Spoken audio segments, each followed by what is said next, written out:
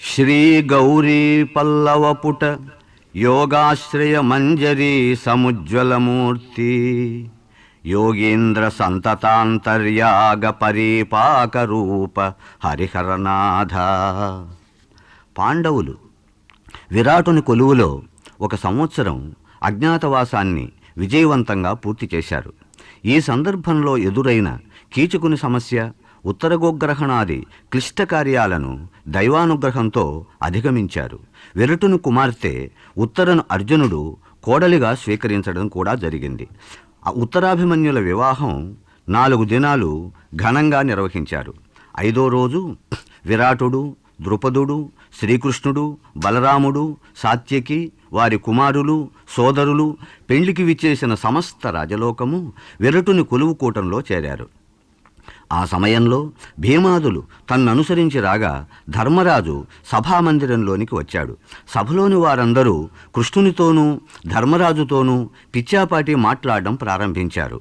అప్పుడు కృష్ణుడు పాండవ కార్యార్థం వారి మాటల్ని వారించి అందరినీ ఒక్కమారు కలయజూచి ఈ విధంగా అన్నాడు. రాజులారా, మాయాద్యూతంలో పాండవులు శకుని చేత రాజ్యం పోగొట్టుకున్నారు. సమర్థులయ్యూ సత్యానికి కట్టుబడి వనవాస అజ్ఞాతవాసాలు చేశారు. అజ్ఞాతవాస సమయంలో వారు పడిన కష్టాలు మీకు తెలుసు. ధర్మజుని గౌరవ ప్రవర్తనలు కూడా మీకు తెలియనివి కావు. కౌరవ పాండవులు ఇరువురకు మేలు కలిగేటట్లుగా మీరంతా ధర్మ మార్గాన్ని యోచించి చెప్పాలి. ధర్మానికి విరుద్ధంగా సిద్ధించే దేవేంద్ర పదవిని సైతం ధర్మరాజు సమ్మతించడు. ఆ దుర్యోధనుడు వీరి రాజ్యాన్ని అపహరించి కష్టాల పాలు చేసినప్పటికీ పాండుపుత్రులు వారికి కీడు తలపెట్టలేదు. తమ భాగమైన అర్ధరాజ్యాన్ని మాత్రమే ఇప్పుడు కోరుతున్నారు. తమ భాగాన్ని ఇవ్వకుండా దుర్యోధనుడు అధర్మానికి పాల్పడితే పాండవులు ఇక ఎంతమాత్రం సహించరు. ధర్మరాజుకు రాజ్యభాగాన్ని ఇవ్వవలసిందిగా చెప్పటానికి ఒక దూతను ఎవరినైనా హస్తినాపురానికి పంపటం మంచిదని నా అభిప్రాయం. కృష్ణుని ఈ మాటల్ని బలరాముడు సమర్థిస్తూ, కృష్ణుడెంతో ధర్మయుక్తంగా మాట్లాడాడు. మనకు ఆప్తుడైన దూతను కౌరవుల కడకు పంపటం సముచితం. కరినగరానికి వెళ్లబోయే ఆ దూత భీష్మాదులతోనూ దుర్యోధనాదులతోనూ సామరస్యంగా మాట్లాడాలి. జూదంలోని మెలకువలు తెలియని ధర్మరాజు నేర్పరి అయిన శకునితో జూదమాడి సమస్తము పోగొట్టుకున్నాడు. ఇందులో శకుని తప్పు కూడా లేదు. జరిగినదేదో జరిగిపోయింది.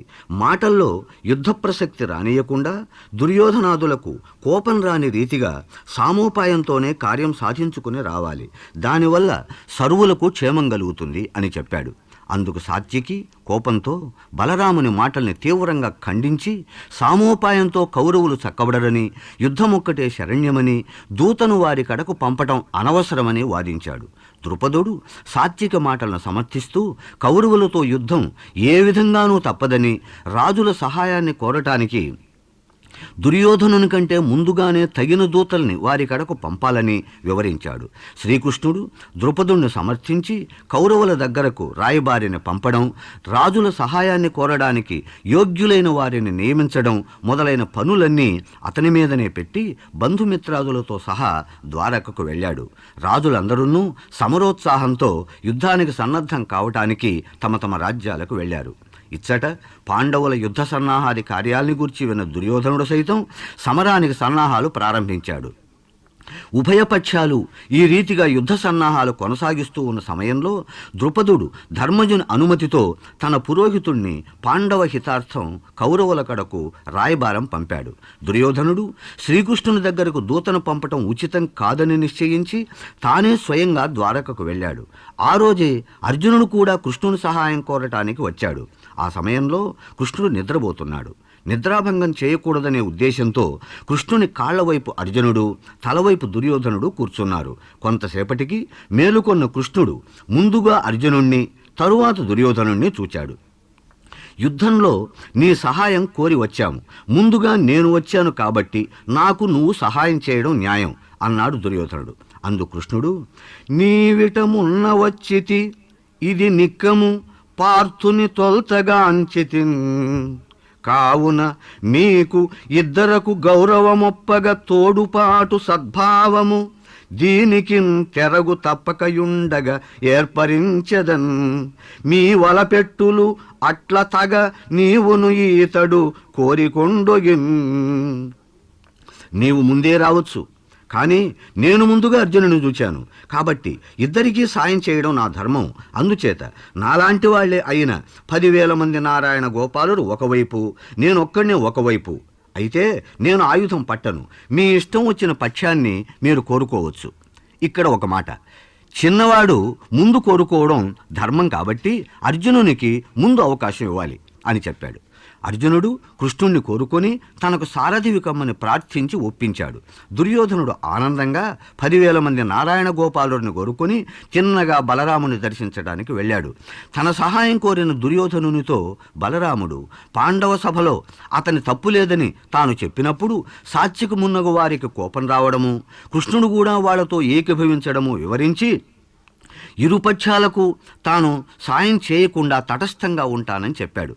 కృతవర్మ ఒక అక్షౌహిణి సైన్యంతో దుర్యోధనుని చేరాడు. నకుల సహదేవుల మేనమామ మద్రదేశానికి రాజు అయిన శల్యుడు పాండవుల్ని చేరడానికి వస్తుండగా మార్గమధ్యంలో దుర్యోధనుడు అతనికి సకల సౌకర్యాలు ఏర్పాటు చేసి తన నేర్పరితనంతో అతన్ని తన పక్షం తిప్పుకొన్నాడు. దుర్యోధనుని సేనావాహినిలో చేరిపోవటానికి ముందు శల్యుడు ధర్మరాజును దర్శించాడు. అతని ప్రార్థనను మన్నించి కృష్ణునికి ప్రతిగా తాను కర్ణునికి రథసారథ్యం చేసేటప్పుడు నిరుత్సాహపూరితమైన మాటలతో వాని మనస్సును వికల్పం చేసి అర్జునునికి సహాయపడగలను అని మాటిచ్చాడు. కౌరవ పక్షంలో నరకాసురుని కొడుకైన భగదత్తుడు, బాహ్లీక సోమదత్త భూరిశ్రవులు, కాంభోజరాజు సుదక్షిణుడు, సైంధవుడు, మాహిష్మతీపతి నీలుడు, అవంతి దేశాధీశులైన విందానువిందులు మున్నగు మహావీరులు తమ తమ సేనలతో చేరారు. సాత్యకి, శిశుపాలుని కుమారుడు దృష్టకేతుడు, యాదవపతి చేకితానుడు, జరాసంధుని కొడుకు సహదేవుడు, కేకయపతులైన 5 మంది, ద్రుపద విరాటులు మొదలగు శూరాగ్రేసరులు తమ తమ బలగాలతో పాండవుల వైపు వచ్చారు. ఈ విధంగా కౌరవుల పక్షంలో 11 అక్షౌహిణుల సైన్యము, పాండవుల ప్రక్క 7 అక్షౌహిణుల సేన చేరగా ఇరుపక్షాలు యుద్ధానికి కాలు దిగుతూ ఉన్నాయి. ఆ సమయంలో ద్రుపదుడు పంపిన పురోహితుడు ధృతరాష్ట్రుని సన్నిధికి విచ్చేశాడు. యోగక్షేమ విచారానంతరం కౌరవ సభామధ్యంలో అతడే విధంగా అన్నాడు, ఆర్యులారా, సనాతనమైన రాజధర్మం మీకు తెలియంది కాదు. ధృతరాష్ట్ర పాండురాజులు ఇద్దరూ ఒక తండ్రి బిడ్డలే. తండ్రి సంపద బిడ్డలిద్దరికూ సమానంగా చెందాలి. కానీ దానిని ధృతరాష్ట్రుని బిడ్డలు మాత్రమే అనుభవిస్తున్నారు. పాండవులకు ఆ సంపదలో భాగం లేకుండా ఎలా పోతుంది? శకుని మాయోపాయంతో వారి భాగాన్ని అపహరించాడు. మాటకు కట్టుబడి పాండుపుత్రులు అరణ్య అజ్ఞాతవాసాలు 13 సంవత్సరాలు చేశారు. ఆ సమయంలో వారు పడిన కష్టాలు వర్ణించడానికి మాటలు చాలవు. అయినా వారు కౌరవుల మీద క్రోధం వహించలేదు. సరిగదా, తమ భాగం మాత్రమే తమకిమ్మని కోరుతున్నారు. సాత్యకి, భీముడు మొదలైన యోధాగ్రేసరులెందరో ఆ వైపు ఉన్నారు. అంతేకాదు, వివిధోపాయ పరాయణుండు, రిపు దౌర్వీర్యాపహార క్రియా ప్రవణోద్యోగుడు, మంత్రరక్షణ కళా ప్రావీణ్య గణ్యుండు, ధైర్య వివేకాది గుణోత్తరుండు, అఖిల విద్యాజాల సంవేది మాధవుడా దిక్కటే పాండవేయులకు అసాధ్యం బెద్దియున్ కల్గునే. అర్జునుని పరాక్రమము, కృష్ణుని కౌశలము తెలిసిన వాడెవడు యుద్ధానికి సిద్ధం కాడు. అందువల్ల ధర్మాధర్మాల్ని పరిశీలించి మీరు ఏమి చేయదలిచారో నిశ్చయించి చెప్పండి. ఆ మాటలకు భీష్ముడు, మహాత్మా, పాండవులు సుఖంగా ఉన్నందుకు చాలా సంతోషం.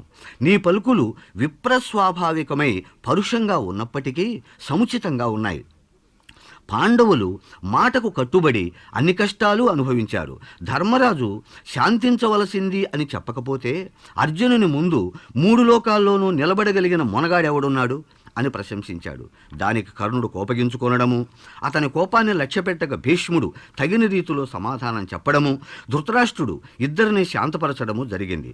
తర్వాత ద్రుపద పురోహితునితో, ఆర్య, నేను వారందరితోనూ ఆలోచించి పాండవుల కడకు ఒక సౌమ్యుడైన దూతను పంపిస్తా, నీవు వెళ్ళిరా అని పంపించేశాడు. తదుపరి ధృతరాష్ట్రుడు సంజయుణ్ణి పిలిపించి, నీవు ధర్మరాజు కోపం తగ్గేటట్టు మాట్లాడి పాండవులతో శాంతి మార్గంలో సంధి చేసుకుని రమ్ము అని పంపించాడు. నీతి విశారదుడైన సంజయుడు ఉపప్లావ్య పట్టణానికి వెళ్ళి పాండవుల చేత గౌరవ సత్కారాలు అందుకొని ధర్మజుని కొలువులో ఈ విధంగా ప్రసంగించాడు. ధర్మరాజా, మీ తండ్రి ధృతరాష్ట్రుడు మీ యోగక్షేమాలు తెలుసుకుని రమ్మని నన్ను పంపించాడు అనగానే ధర్మరాజు, ఏదో ఆ రాజు మా మీద చూపుతున్న దయ వల్ల మేము ఈ విధంగా ఉన్నాము. నిన్ను ఇక్కడికి పంపించి మా క్షేమ సమాచారాల్ని విచారించినందుకు చాలా సంతోషం అని అక్కడి వాళ్ళనందరినీ పేరు పేరున విచారించాడు. ఆ పిదప సంజయుని ఉపన్యాసం ఈ రీతిగా సాగింది. ధర్మజ, ధృతరాష్ట్రునికి పెద్దతనం వల్ల మనస్థిమితం లేక అప్పుడు దుర్యోధనుని ఔద్ధత్యాన్ని మాన్పలేకపోయాడు. ఇప్పుడేమో పశ్చాత్తాపంతో బాధపడుతూ ఉన్నాడు. మీ తండ్రి మీ స్నేహం కోసం ఎంతో ప్రయత్నం చేస్తున్నాడంటే నమ్ము. మనం ఈ సమయంలో చాలా తెలివిగా ప్రవర్తించాలి. సకల ధర్మాలు తెలిసిన వాళ్ళు, శాంతులు అని ప్రసిద్ధికెక్కిన మీ వంటి వారు యుద్ధానికి పూనుకోకూడదు. తెల్లటి వస్త్రం మీద మసి అంటుకున్నట్లుగా దుర్యోధనుని వల్ల మీ సద్వంశంలో మత్స ఏర్పడింది. దానిని పోగొట్టడానికి నీ ఒక్కడవే సమర్థుడివి. జనక్షయాన్ని కలిగించే జయాపజయాలు రెండూ సుఖం కానటి యుద్ధానికి ఉత్తములు సిద్ధం కారు. కావలసిన వారిని అందరినీ చంపుకొని ఆ తర్వాత అనుభవించే సుఖాలు దేనికి? అంతేకాకుండా పెట్టని కోట నీకు హరి, భీముడు అర్జునుడు రణంబునందు ఒట్టిన మంటలు, ఆ కొలది యోధుల సాత్యకియున్ విరాటుడున్, చుట్టపు మేరువు ఉగ్ర రణశోభితుడీ ద్రుపదుండు, నిన్ను ఇట్టట్టన వచ్చునే సురలకైనను వల్లవుగాక చివ్వకున్. ఆ వైపు కూడా ద్రోణుడు, భీష్ముడున్, కృపుడు, ద్రోణసుతుండును, కర్ణశల్యులున్, ప్రాణములు ఆ సుయోధనుని పాలివయండ్రు, నిజానుజన్ములు అక్షీణ పరాక్రముల్, సుతులజేయులు, బాక్లిక సోమదత్తులు ఆ స్థానునికైన ఓడరు, వశంబే జయింపగ వారినేరికిన్. ఇలాంటి మీ ఇరుపక్షాలు యుద్ధం చేయడం ఉచితం కాదు. కాబట్టి ధర్మరాజా, శాంతి వహించడం మేలు. ఆ మాటలు విని ధర్మజుడు, సంజయ, నీవు యుద్ధానికి ఇంతగా భయపడుతున్నావు. నా మాటల్లో స్నేహం తప్ప మరొకటి విన్నావా? మాకు మాత్రం యుద్ధం మానుకుని జీవించడం మంచిది కదా. యుద్ధం లేకుండా తనకు రావలసింది వస్తే వెర్రివాడైనా ఒప్పుకొనక మరొకటి చేస్తాడా? ధర్మబద్ధులైన మా భీమార్జనులా యుద్ధాన్ని అసహించుకొనని వాళ్ళు. యుద్ధం వల్ల సంతాపమే గాని సౌఖ్యం ఉందా? అప్పుడు మా తండ్రి వక్రబుద్ధితో అవినీతిగా ప్రవర్తించాడు. ఇప్పుడేమో సన్మార్గంలో నడువవలసింది అని మాకు హితం చెబుతున్నాడు. ఎదుటి వ్యక్తిని తనలాంటి వాడే అని భావిస్తే సరిపోతుంది కానీ మాకు కుడుమివ్వండి, మీరు ముక్కబుచ్చుకోనండి అంటే కుదురుతుందా? ఐశ్వర్యం పోయి అసమర్థులలాగా ఉన్న మమ్మల్ని పిలిచి పూజించడానికి ధృతరాష్ట్రుడు వెర్రివాడు కాదు. హితాన్ని కౌరవులు అప్పుడే వినలేదు కాబట్టి సంధి కుదరడం సాధ్యం కాదు. అయినా ధృతరాష్ట్రుడు ఎప్పుడైనా మంచి మాటలు విన్నాడా? తన కొడుకు గొప్ప పరాక్రమవంతుడనే నమ్మకంతో వాడు విషం రింగినా చూస్తూ ఊరుకుంటాడు. దుష్టచతుష్టయం ఏ విధంగా నడిపితే ఆ విధంగా నడుస్తాడు. ముందు మమ్మల్ని పొగిడి తర్వాత వాళ్ళని గెలవడం అసాధ్యమనే మాట విడిచిపెట్టు. సంజయ, పక్షపాత బుద్ధి వదులుకో. భీమార్జునుల పరాక్రమం దుర్యోధనాదులకు తెలియంది కాదు. మా తండ్రికి నిజంగా మా మీద దయే ఉంటే మమ్మల్ని పిలిచి మా భాగం ఇవ్వవలసిందిగా కొడుకులకు చెప్పి ఇంద్రప్రస్థమో మరొకటో మాకివ్వడం ఉచితం కాదా? ధర్మజుని ఈ మాటలు విని సంజయుడి రీతిగా అన్నాడు, కౌంతేయాగ్రజ, ఎలాంటి తప్పులనైనా క్షమించగలిగేవాడవు కాబట్టి నీకు నేనింకా కొన్ని మాటలు చెప్పవలసి ఉంది. నీ వైభవమంతా అహింస అనింద్యమైన చరిత్రము మాత్రమే కదా. కౌరవులు మీ భాగం మీకు ఇవ్వక చెడిపోవాలని అనుకున్నారే అనుకో. మీ సత్ప్రవర్తనకు రక్తాన్నం కంటే భిక్షాన్నమైనా మేలే. రాజసూయాగం అంత గొప్పగా చేసి ప్రశస్తికెక్కిన పుణ్యాత్ముడివి. ఇలాంటి స్వచ్ఛమైన నీ చరిత్ర హింస చేత కళంకితం కాకూడదు. నిన్ను అన్ని కష్టాల పాలు చేసిన వాళ్ళని ఏమీ అనకుండా వారిని ప్రజలే నిందించేటట్లు చేసి అరణ్యాలకు ఎందుకు వెళ్ళావు? సహనశీలివి కాబట్టే ఇన్ని కష్టాలు పడ్డావు. చివరకు యుద్ధానికి పూనుకొని గురుబంధు మిత్రాదుల్ని చంపి దాని ద్వారా లభించే సుఖం దేనికి? అది ఆర్యనింద్యము, అస్థిరము కదా. అల్పులకు మృంగడానికి చేదుగా ఉండే హాలాహల విషంలాగా పొంగే కోపాన్ని మృంగటానికి నీలకంఠుడైన ఈశ్వరుని చెప్పి తరువాత నిన్నే చెప్పాలి. ఆ మాటలకు ధర్మరాజు, సంజయ, కొన్ని పనులు పైకి ధర్మాల్లాగా కనపడి పరిశీలిస్తే అధర్మాలు అవుతాయి. కొన్ని ధర్మాల్లాగా కనపడక చివరకు ధర్మాల్లా ప్రకాశిస్తాయి. అందుచేత నీవు నన్ను నిందించాలి అని అనుకుంటే నేను చేసే పని ధర్మమా అధర్మమా అని నిరూపించి మరీ నిందించు. కోపం నివారించాలి. అహింస పరమధర్మం. అయినా వంశదూషకులు, లోకకంటకులు అయిన పాపాత్మల్ని నశింపజేయడం కూడా ధర్మమేనని విజ్ఞులైన వారి అభిప్రాయం. అంతేకాక రాజులకు యుద్ధం ధర్మమో అధర్మమో నువ్వే చెప్పు. ఇంత దేనికి? మనల్నందరినీ శాసించగల మహాత్ముడు శ్రీకృష్ణుడు ఉన్నాడు కదా, అతని మాటలు విందాం. అవి మాకు వేదం లాంటివి అని కృష్ణుని వైపు చూచాడు. ధర్మరాజు మాటలు విని శ్రీకృష్ణుడు సంజయునితో ఇలా అన్నాడు. సంజయ, నేను ఇరుపక్షాలకు మేలు కోరేవాణ్ణి. నిన్ను ధృతరాష్ట్రుడు ఇక్కడకు పంపించినందుకు ఎంతో సంతోషించాను.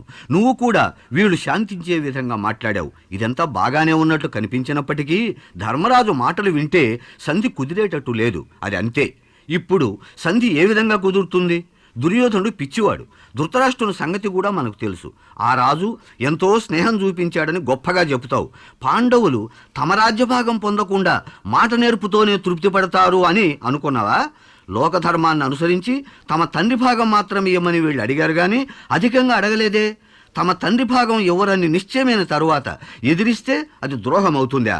అవమానం పొంది కూడా ఏమీ మాట్లాడక ఈ విధంగా ఉంటూ సంపాదించుకునే కీర్తి కంటే యుద్ధమే మేలని నాకు అనిపిస్తూ ఉంది. నువ్వు వీళ్ళకి చెప్పే ధర్మాలు కౌరవులు సైతం చెప్పొద్దు. ఆనాడు నిండు సభలో ద్రౌపదిని ఎంతగా అవమానించారో నీకు తెలుసు కదా. ఆ సమయంలో భీష్మాది పెద్దలు రాజు మనస్సు తెలియక నోరెత్తలేదు. ధృతరాష్ట్రుడు కొడుకును మందలించలేకపోయాడు. దుశ్శాసనుడు ద్రౌపదిని జుట్టుబట్టుకొని సభలోకి ఈడిస్తే ఈ మామ ఏ విధంగా ఓర్చుకున్నాడు? ఇప్పుడు మళ్ళీ క్షేమం తెలుసుకుని రమ్మని నిన్ను పంపడం ఏ విధంగా నేర్చుకున్నాడు? ఇది తగదని అడ్డుపడక సభ్యులందరూ బొమ్మల్లాగా చూస్తూ ఉండిపోతే ఆ మానవతి తన్ను తాను రక్షించుకోగలిగింది కాబట్టి పాండవులు బ్రతికిపోయారు. లేకపోతే రాచపుట్టుకు పుట్టిన వాళ్ళు ఓర్చుకునే ఆపదేనాది? అప్పుడు కర్ణుడు మాట్లాడిన మాటలు ఎంత కర్ణకఠోరంగా ఉన్నాయో నువ్వు వినలేదా? లేరిచట మగలు నీకును వీరలు జూదమున ఓడి విడిచిరి నిన్ను వారి జలోచన నీపై కూరిమిగల మగని వెదికి కొనుము ఒరుని అనడే. ఆ మాటలు అర్జునుని హృదయంలో గురుచుకొని బాధిస్తూ ఉంటే ప్రతీకారమేమైనా చేశాడా? ఇంకా ఆ సమయంలో పుట్టిన మాటలు చెప్పదగినవి కావు. ఈ సంధి మిక్కిలి దుర్ఘటం. అక్కడకు నేనైనా వచ్చి కౌరవులకు బుద్ధి చెప్పి అర్ధరాజ్యం పాండవులకు ఇప్పిస్తే వారు చావు తప్పించుకుంటారు. ఆ బాధ్యత నేను వహిస్తా. దుర్యోధనుడు రోషమయమైన వృక్షం, దానికి స్కంధం కర్ణుడు, శకుని కొమ్మ, పూలు పండ్లు దుశ్శాసనుడు, మూలశక్తి తండ్రి, ధర్మరాజు ధర్మతరువు, అర్జునుడు దానికి స్కంధం, భీముడు శాఖ, ఫలపుష్పాలు నకుల సహదేవులు, నేను విప్రులు వేదాలు దానికి మూలం. ఈ రెండింటిలో ఏది సారమో ఏది నిస్సారమో చూడాలి. అంతేగాక ధృతరాష్ట్రుడు అతని కొడుకులు వనం, పాండవులు సింహాలు. సింహాలు లేని వనాన్ని అందరూ నరికివేస్తారు. వనంలో లేని సింహాలకు కీడు తప్పదు. ఇవి రెండూ పరస్పర ఆశ్రితాలు. కాబట్టి కౌరవ పాండవులు కలిసి ఉండటం క్షేమం. నేను అక్కడికి వచ్చి సంధికి ప్రయత్నిస్తా. నా మాటల్ని ధృతరాష్ట్రుడు వినడం వినకపోవడం బట్టి మా ప్రవర్తన ఉంటుంది. కృష్ణుని మాటలకు సంజయుడు, మహాత్మా, నీవు కౌరవుల కడకు రావటం మరీ మంచిది అని చెప్పి ధర్మరాజాదుల దగ్గర సెలవు తీసుకుని హస్తిపురికి బయలుదేరడానికి సిద్ధమయ్యాడు. అప్పుడు ధర్మరాజు తిరిగి సంజయునితో, చిన్నతనము నుంచి ఆదరించి పెంచిన వాడవని, మమ్మల్ని ఉపేక్షించవద్దని మా తండ్రితో మనవి చేయి. మాకు కుశస్థలి, వృకస్థలి, మాకంది, వారణావతం, మరేదైనా ఒక పట్టణం ఇస్తే చాలు. మాకు పెద్ద దిక్కు శ్రీకృష్ణుడు. ధర్మం మా పక్షంలో ఉంది. కురుకుమారుల్ని యుద్ధంలో చంపుకొనవద్దు అని దుర్యోధనుని హెచ్చరించు అంటూ సంజయుడిని సాగనంపాడు. కరినగరానికి చేరిన సంజయుడు ధృతరాష్ట్రుని దర్శించి, మహారాజా, పాండవులు బాంధవ పుత్ర మిత్ర సమేతంగా క్షేమం. ధర్మరాజు పేరు పేరున మీ యోగక్షేమాలు విచారించాడు. తన తండ్రి భాగమేదో దాన్ని అనుభవించాలనే ఆయన కోరిక. మానవుడు విధి చేతిలోని కీలుబొమ్మ. ధర్మజుడు చూపే నిగ్రహాన్ని, నీవు చేసే కర్మని బట్టి విచారిస్తే విధి నియతి బలవత్తరమని తోస్తూ ఉంది. ధర్మరాజుకు ఏ విధమైన పాపబుద్ధి లేదు. నీ మీద సహజ సిద్ధమైన గౌరవ ప్రపత్తులు ఆయనకున్నాయి. నీవు చేసిన పనుల్ని ఒక్కమారు సింహావలోకనం చేసుకో. నీవు నీ కొడుకుల ఇష్టానుసారం నడుచుకుంటూ పాండవుల్ని త్రోసిపుచ్చావు. వారి రాజ్యభాగాన్ని కూడా అనుభవించాలని అనుకుంటున్నావు. లోకంలో ఇంతకంటే అపఖ్యాతి మరొకటి లేదు. ప్రజ్ఞాహీనుడు, దుష్కులంలో పుట్టినవాడు, క్రూరకర్ముడు, దీర్ఘకాలం శత్రుత్వం వహించేవాడు, క్షత్రియ విద్యలలో నిపుణుడు గాని అసమర్థుడు, పరాక్రమహీనుడు, శిష్టాచార శూన్యుడు అయిన వానికి ఆపదలే శరణ్యం. సత్కులంలో జన్మించినవాడు, కీర్తిమంతుడు, విద్యావంతుడు, సుఖజీవి, ఆత్మనిగ్రహం కలవాడు, వీరిలో ఎవడైతే సత్యాసత్యాల్ని అన్యోన్యాశ్రయాలుగా గుర్తించి వాటిని భరిస్తున్నాడో అలాంటి వాడు అన్ని ధర్మాల్ని పొందుతున్నాడు. ధర్మార్థాలు తెలిసిన వాడవై ఉండి కూడా జూదం తగదని భీష్మాది పెద్దలు చెబుతున్నా వినక అధర్మద్యూతానికి అంగీకరించి పాండవుల్ని అరణ్యాల పాలు చేశావు. కర్ణాది దుష్టకూటమి పాండవులకు రాజ్యభాగం ఇవ్వకూడదనే ఉన్నారు. వారే గదా ఇప్పుడు నీకు ఆలోచన చెప్పేవారు. కురువంశం సర్వనాశనమైందంటే దానికి నీవే బాధ్యుడవు. ఒకవేళ ధర్మరాజు నీ విషయంలో పాపకృత్యం తలపెట్టినప్పటికీ నీవే అధర్మానికి పాల్పడ్డావు అని లోకంలో ప్రసిద్ధమైపోయింది.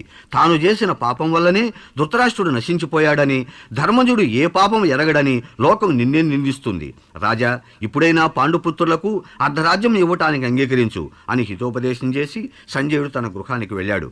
సంజయుని మాటలు విన్న ధృతరాష్ట్రుడు చింతాక్రాంతుడై మనోవ్యాకుల ధర్మజ్ఞుడైన విదురుణ్ణి పిలిపించుకుని సంజయుని రాయబార వృత్తాంతాన్ని వివరించి, తమ్ముడు, నా మనసు వికలంగా ఉంది. నా శరీరం నిప్పులలో పొర్నించినట్లుగా ఉంది. కంటి మీద కునుకు రావటం లేదు అన్నాడు. అది విని విదురుడు, మహారాజా, బలవంతుడైన శత్రువు తన పైకొస్తే దుర్బలుడైన వానికి, దొంగల వల్ల ధనం దోచుకోబడిన వానికి, కామంచేత వ్యాకులమైన మనస్సు గలవానికి నిద్రపట్టదు. మరి నీకు ఇలాంటి దోషాలేవైనా దాపురించాయా అని ప్రశ్నించగా, ధర్మరాజు సంజయునితో ఏమన్నాడో తెలియక బాధపడుతున్నాను. ఇప్పుడు నీవే నా విచారాన్ని పోగొట్టగలవు అని ధృతరాష్ట్రుడు అన్నాడు. అప్పుడు విదురుడు, రాజా, నువ్వు నీ కొడుకు ఇంతవరకు పాండవుల్ని బాధించారు. ఇప్పుడైనా వారి భాగం వారికి ఇవ్వండి. పిల్లి పట్టుకున్న మాంసంలాగా పాండుకుమారుల భాగాన్ని వదలకపోతే ఎలా? నీవు గుడ్డివాడవు, రాజలక్షణ హీనుడవు అని అందరూ అభిప్రాయపడుతున్నారు. దుర్యోధన, దుశ్శాసన, కర్ణ, శకునుల మీద రాజ్యభారం ఉంచి వారి చెప్పు చేతుల్లో ఉన్నావు సరిగదా. ఇంకా పాండవుల భాగాన్ని కూడా కావాలంటున్నావు. కానీ అది నెరవేరదు. ఎందుచేతనంటే వీరందరూ మూర్ఖులు. వీరిలో ఒక్కని కూడా దూరదృష్టి లేదు. నీవు తండ్రివని, తమకు అన్యాయం చేయవని ధర్మరాజు ఇంతవరకు సహించున్నాడు. విదురుని ఈ మాటలకు ధృతరాష్ట్రుడు, విదురా, ఇప్పుడు మనం ఏం చేయాలో చెప్పు. ధర్మాధర్మ విదుడవైన నీవు నీ అమృతవాక్కులతో నా సంతాపాన్ని ఉపశమింపజేయి అని కోరాడు. విదురుడు ఈ విధంగా ఉపదేశించాడు. రాజా, మానవుడు తనకు లోకనింద రాకుండా జనం మెచ్చుకునేటట్టు నడుచుకోవాలి. ఒకరి సంపదకు అసూయ పడరాదు. కోపము, పొంగిపోవడము, గర్వము, అభిమానము, ఏ పని లేకుండా సోమరితనంగా ఉండటం అనేవి నీచుల లక్షణాలు. తాను చేసే పని, తన ఆలోచన పని పూర్తయ్యేదాకా రహస్యంగా ఉంచి కార్యం పూర్తయిన తరువాత ఇతరులకు వెల్లడి చేసేవాడు పండితుడు. తన శక్తిని చూచుకొని బుద్ధిమంతుడైన వాడు ఏ పనికైనా పూనుకుంటాడు. అలాంటి వాడు అవమానం పొందడు. ఆపదలలో మనోవైకల్యాన్ని పొందడు. తనకు ప్రాప్తించని దానిని కోరడు. ధనము, విద్య, సత్కులము దుర్మతులకు మదాన్ని కలిగిస్తాయి. సత్పురుషులకు ఈ గుణాలే అడకువను, వినయాన్ని సిద్ధింపజేస్తాయి. విలుకాని బాణం లక్ష్యాన్ని భేదించనువచ్చు లేదా తప్పిపోనువచ్చు. కానీ నేర్పరి యొక్క నీతి, చాతుర్యం శత్రువును రాజ్యంతో పాటు ఆ రాజును సైతం నిర్మూలిస్తాయి. బుద్ధిమంతుడైన రాజు మొట్టమొదటనే కర్తవ్యాల్ని నిర్ణయించి శత్రులెవరో, మిత్రులెవరో, తటస్థులెవరో గ్రహించి సామధాన భేద దండోపాయాల్ని ప్రయోగిస్తూ పంచేంద్రియాల్ని జయించాలి. ఆ మీదట సంధి విగ్రహయాన ఆసన ద్వైదీభావ సమాశ్రయాలనే ఆరింటిని జాగ్రత్తగా నిర్వర్తిస్తూ స్త్రీ, జూదము, త్రాగుడు మొదలైన సప్తవ్యసనాల్ని పరిహరించాలి. తీయని పదార్థాల్ని తానొక్కడే తినడం, అందరూ నిద్రించే సమయంలో ఒంటరిగా మేలుకొని ఉండడం, ఒక్కడే కార్యాలోచన చేయడం, ఒక్కడే ప్రయాణం చేయడం తగదు. నడవడిక అనే సముద్రాన్ని దాటడానికి ఓడలాగా ఒప్పే సత్యాన్ని మించిన గుణం మరొకటి లేదు. క్షమాగుణం కలవారిని లోకం తక్కువగా చూస్తుంది క్షమిస్తుంది గాని ఆ క్షమాగుణాన్ని మించిన ఉత్తమ గుణం మరొక్కటి లేదు. పరుషంగా మాట్లాడకపోవటం, పాపకార్యాలు చేయకుండా ఉండటం అనే మార్గాల వల్ల పురుషుడు ఉత్తముడని ప్రశంసించబడతాడు. శత్రువును నాశనం చేయగల సామర్థ్యం ఉండి కూడా సహించేవాడు, పేదవాడైనప్పటికీ తనకున్న దానిలోనే కొంత యాచించిన వానికి ఇచ్చేవాడు పుణ్యపురుషులని కీర్తింపబడతారు. పాత్రాపాత్రల్ని గుర్తించకుండా దానం చేయడం వల్ల కీడు తప్పదు.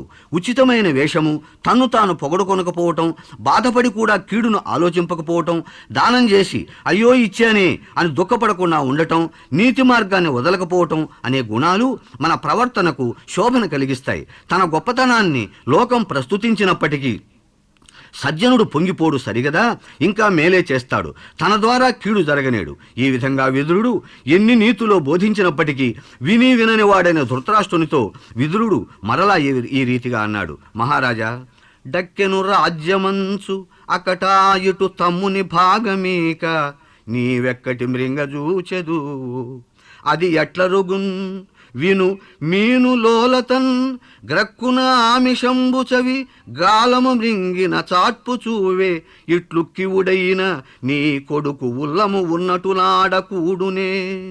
రాజ్యం లభించింది కదా అని తమ్ముని భాగం ఇవ్వకుండా ఒక్కడవే మృంగాలని అనుకుంటున్నావు. అది జీర్ణం కాదు. నీ పద్ధతి చూస్తే చాపల్యంతో గాలాన్ని మృంగినట్లుగా ఉంది. దుర్మార్గుడైన నీ కొడుకు మనస్సులో ఏముందో అదే రీతిలో మాట్లాడడం తగదు. విదురుని ఈ మాటలకు గురుడ్డిరాజు సమాధానం చెప్పలేకపోయాడు.